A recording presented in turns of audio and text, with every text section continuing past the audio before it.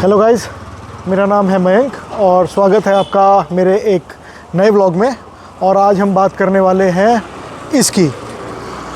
ये है हमारी कावासाकी की H2 SX SE H2 का टूरिंग वर्जन। बहुत सारे लोग बोलते हैं कि भैया ये नकली H2 है, H2 फ्रॉम मीशू और पता नहीं क्या क्या, बट ये H2 ही है।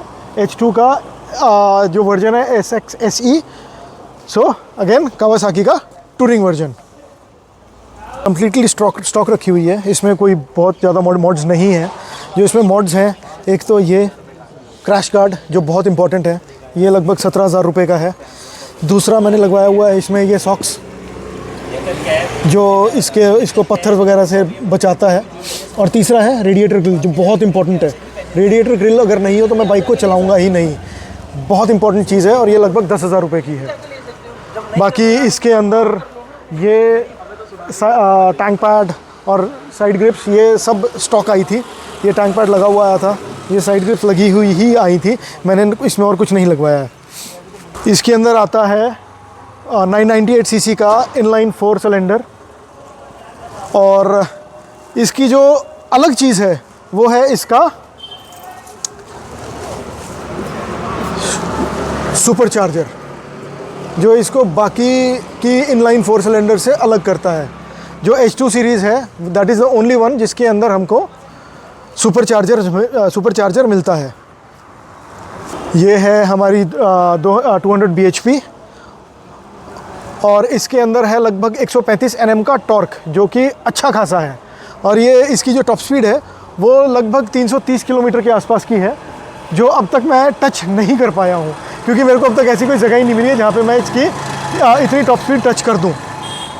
तो गाइज़ आइए अब आपको दिखाते हैं इसकी प्रोफाइल, ये आगे से और पीछे से कैसी दिखती है।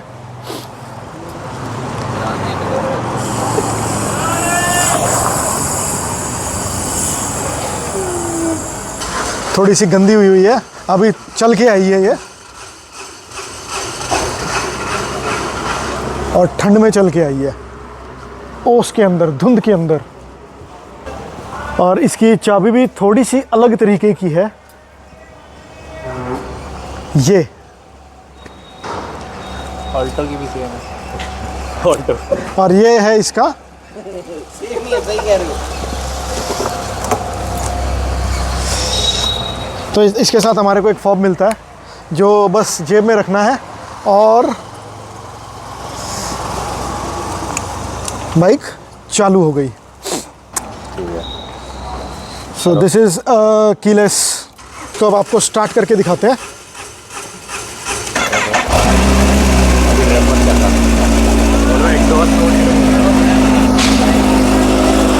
तो इसका एग्जॉस्ट नोट देखो, बिल्कुल बोन स्टॉक बाइक है, इसके अंदर कोई एग्जॉस्ट वगैरह नहीं लगाया हुआ है। सबसे मस्त चीज़ है इसके अंदर वो है इसकी विसल, उसको सुनाते हैं अभी आपको।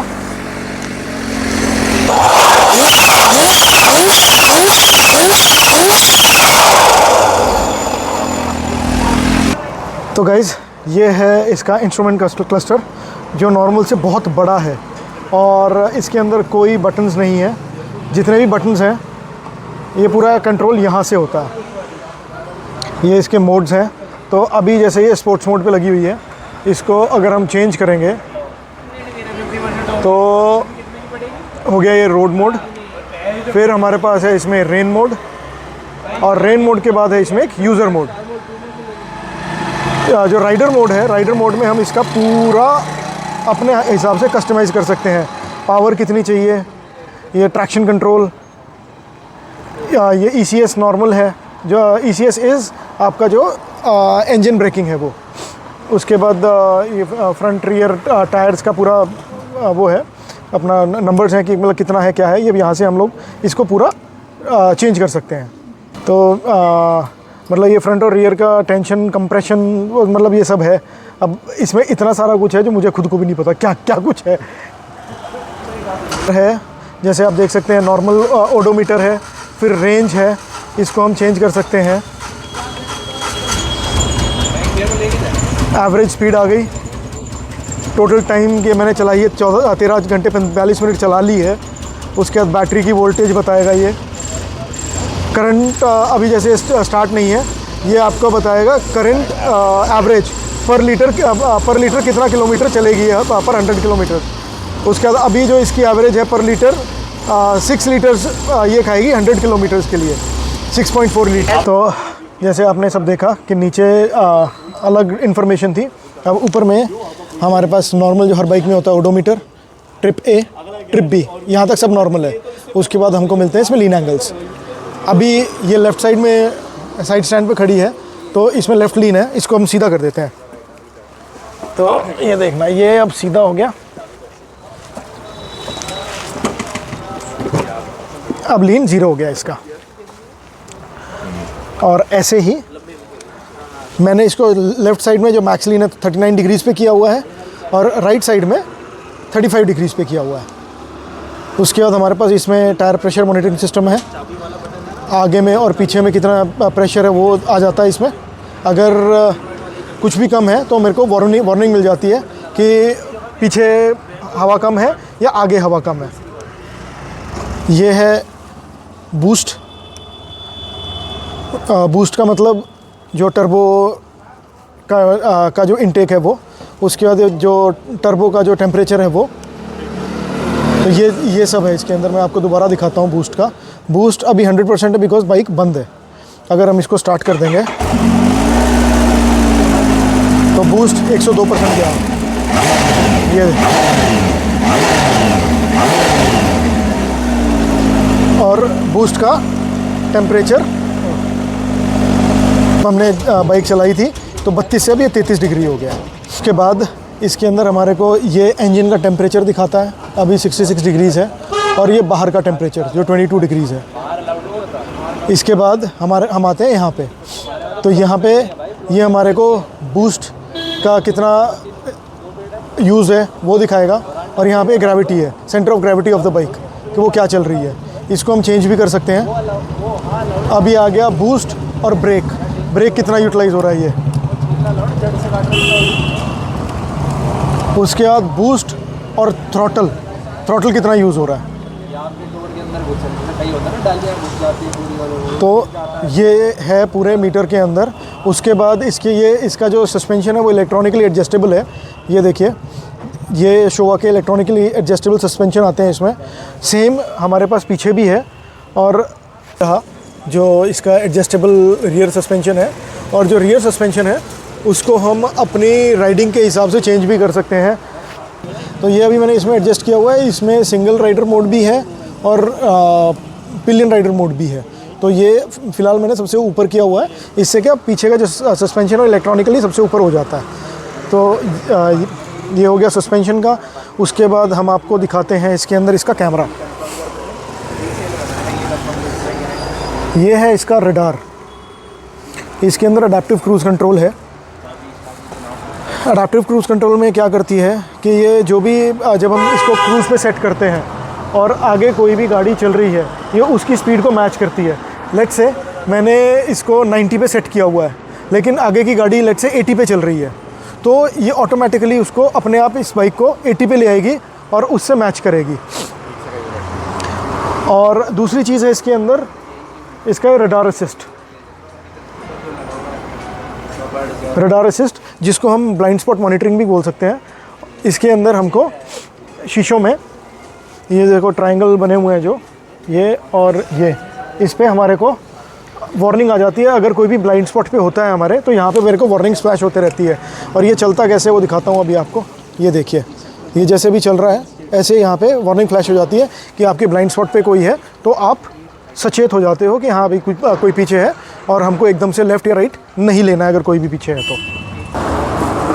बिकॉज़ इसके अंदर ये सब इंफॉर्मेशन आती है, तो इस एक शीशे की कॉस्ट एक स्प्लेंडर से ज़्यादा है। ये एक शीशा मेरे को अगर ये टूट जाता, भगवान ना करे कभी ये टूट जाए, तो it would cost me 90,000 rupees for a single mirror.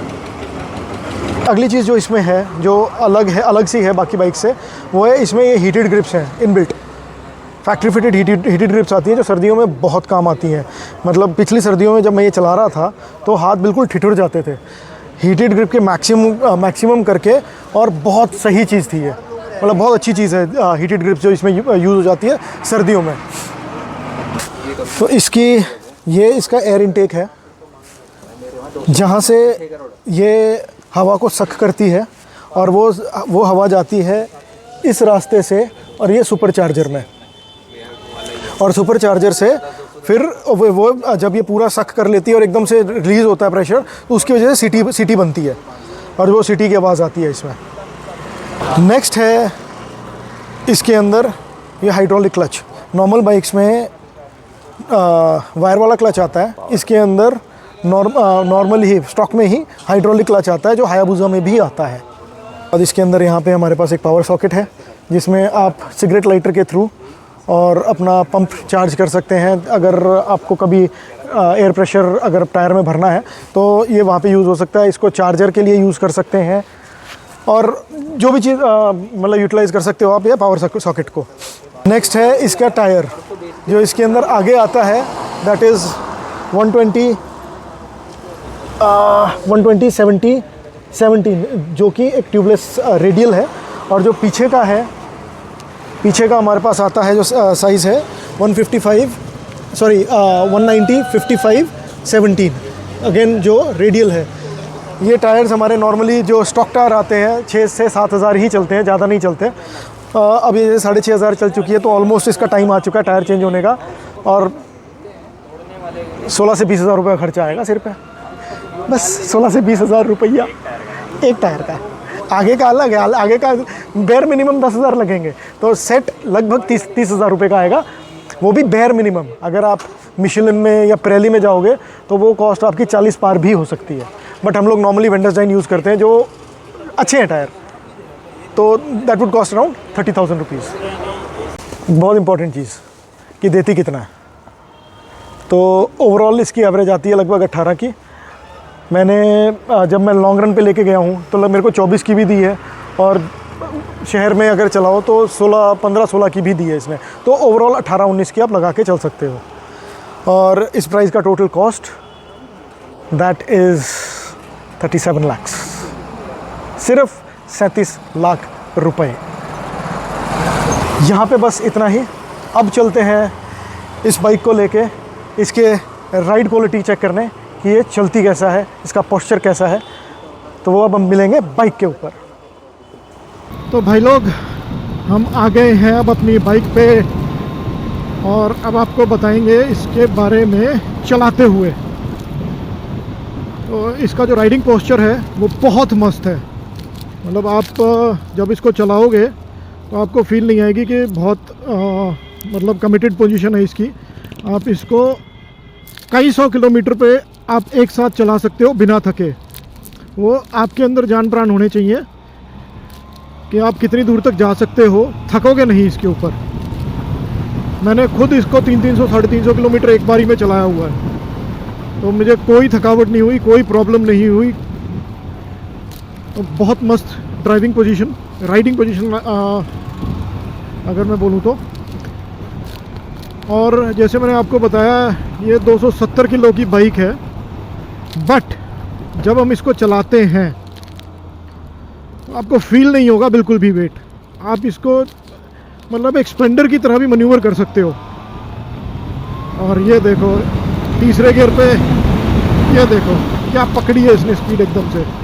पहले दूसरे गियर की ज़रूरत ही नहीं है, दूसरे तीसरे गियर पे, ये देखो तीसरे गियर पे एकदम से शूट होती है। ये जो इसका टर्बो, जो इसका सुपर चार्जर है, वो पावर एकदम से ऐसे फेंकता है कि ओ हो, मतलब अगर कोई नया नवेला चलाने वाला हो ना, उसको उठा के पीछे फेंक दे, ऐसी पावर आती है।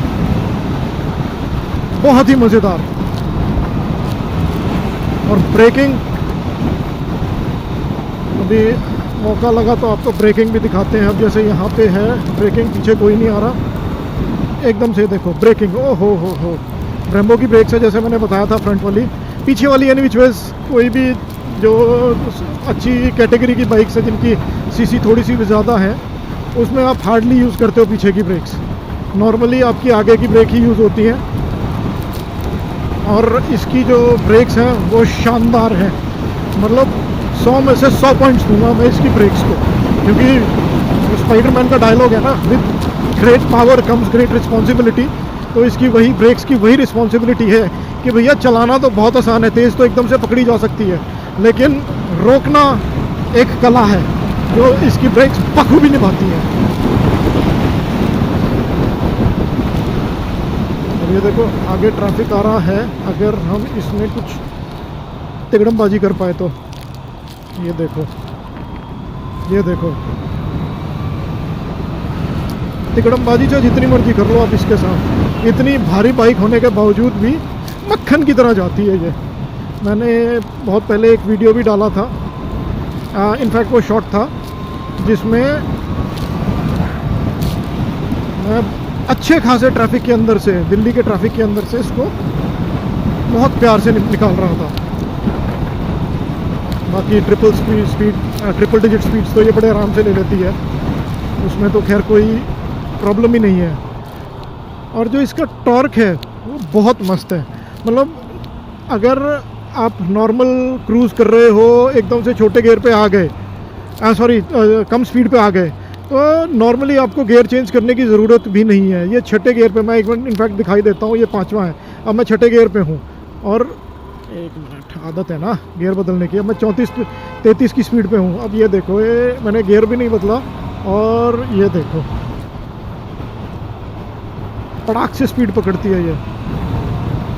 मतलब टॉर्क इसका इतना मस्त है, टॉर्क बैंड जो है कम आरपीएम पे भी मस्त आती है ये, मस्त। और ये अगर आप बात करें कि आपको मतलब इसको चलाने के लिए क्या एक्सपीरियंस चाहिए, देखो आपको 2 व्हीलर चलाना आना चाहिए पहली चीज़, और दूसरी चीज़ ये है या तो आपके अंदर संयम हो, आपके अंदर वो पेशेंस हो कि आप आराम से इसको खींच सकें, और अगर आपके अंदर वो पेशेंस नहीं है तो फिर एटलीस्ट आपको 400 सीसी बाइक्स तो चलाई हुई हों पहले से ही। अब आपको इसमें एक और चीज़ दिखाते हैं, इसके अंदर है हिल होल्ड कंट्रोल। अब मैं जैसे यहाँ पे गया, मैंने यहाँ पे बाइक खड़ी कर दी और मैंने ये डाल दिया, तो ये भी ये देखो यहाँ पे ये हिल होल्ड आ गया। मैं बिल्कुल नॉर्मली खड़ा हूँ, अभी बाइक ना आगे जाएगी ना पीछे जाएगी। तो ये इसमें एक फंक्शन है एडिशनल, जो जब आप पहाड़ों वगैरह पे जाते हो तो बहुत यूज़ होता है, बहुत काम का है।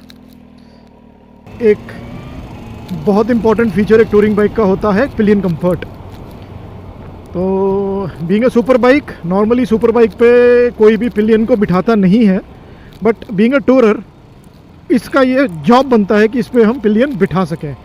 And trust me guys, this is one of the most comfortable bike for pillion as well. बहुत कंफर्टेबल रहता है। मैंने अपनी वाइफ को इस पर बिठा के चलाया है, she was very comfortable and I was also very comfortable. और मैं अच्छी खासी स्पीड पे लेके गया हूँ, मतलब ट्रिपल डिजिट स्पीड्स पे मैं लेके गया हूँ, and she was absolutely fine, no problems at all. तो 100% marks for pillion comfort as well. अब एक बहुत बड़ी समस्या होती है सुपर बाइक्स की, हीटिंग की। उसमें हीटिंग का इशू बहुत रहता है कि भैया थोड़ी सी दूर चलेगी और फिगर्स होते हैं 90+, कि भैया 90 डिग्री पे चल रही है, 95 डिग्री पे चल रही है। मेरी जैसे अब मैं ZX4RR की बात करूं तो वो बहुत गर्म चलती है भैया, S1000RR वो भी बहुत गर्म चलती है बीइंग अ सुपर स्पोर्ट्स। लेकिन ये समस्या इस बाइक के साथ बिल्कुल भी नहीं है। अभी भी अगर आप देखोगे इट्स लाइक 66 डिग्री सेल्सियस, और नॉर्मली जब हम राइड कर रहे होते हैं S1000RR के साथ, मैं इसको कंपेयर करता रहता हूँ, कम से कम 10 से 12 डिग्रीज़ का फ़र्क हमेशा रहता ही है, B it in traffic, B it on long stretch highways. अगर अच्छी स्पीड में भी चल रही होगी तब भी, और 10 डिग्री का कम से कम फ़र्क रहता है। मैंने 20-22 डिग्रीज़ का भी फ़र्क भी देखा है। तो heating is absolutely wonderful on this heat management. तो वहाँ पे भी I will give it 100% marks. Heating management के लिए भी बहुत अच्छा है। इसका रेडिएटर गाड़ी के रेडिएटर से बड़ा है, इतना बड़ा रेडिएटर है इसका कर्व में। उसके बाद मेरे पास क्वेश्चंस आते हैं, वाई नॉट H2? H2 और H2SX में क्या डिफरेंस है? तो सबसे पहला जो रीज़न वाई नॉट H2 का, भाई वो हिंदुस्तान में आती ही नहीं है। वो 2017 तक लास्ट आई थी और 2017 के बाद H2 नहीं आई, और वो शायद कभी आएगी भी नहीं अनटिल एंड अनलेस उसकी पावर को डाउन ना किया जाए। तो इंडिया के अंदर एक लॉ है जिसमें आपकी जो बाइक है वो एक हद तक, मतलब मेरे ख्याल से 216 bhp है या 220 bhp है, उस तक ही आपकी बाइक अगर होगी तो आपकी वो रोड लीगल रहेगी। उसके ऊपर जाएगी, India won't register on RTO। सो ये बहुत बड़ा रीज़न है H2 के इंडिया में ना आने का। H2 का जो पावर फिगर्स हैं that is I believe 232 bhp which is not at all legal for India. तो इस वजह से वो कभी नहीं आएगी, और अगर आएगी तो उसकी पावर फिगर्स को गिराना पड़ेगा। And I don't think so Kawasaki is keen enough to make changes in H2's engine just for India. तो बाकी यू नेवर नो, अगर आगे कभी आई तो देखेंगे।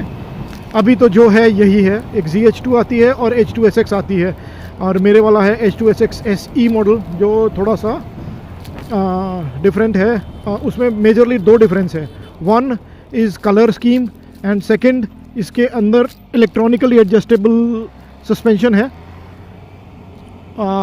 जो H2SX में नहीं है।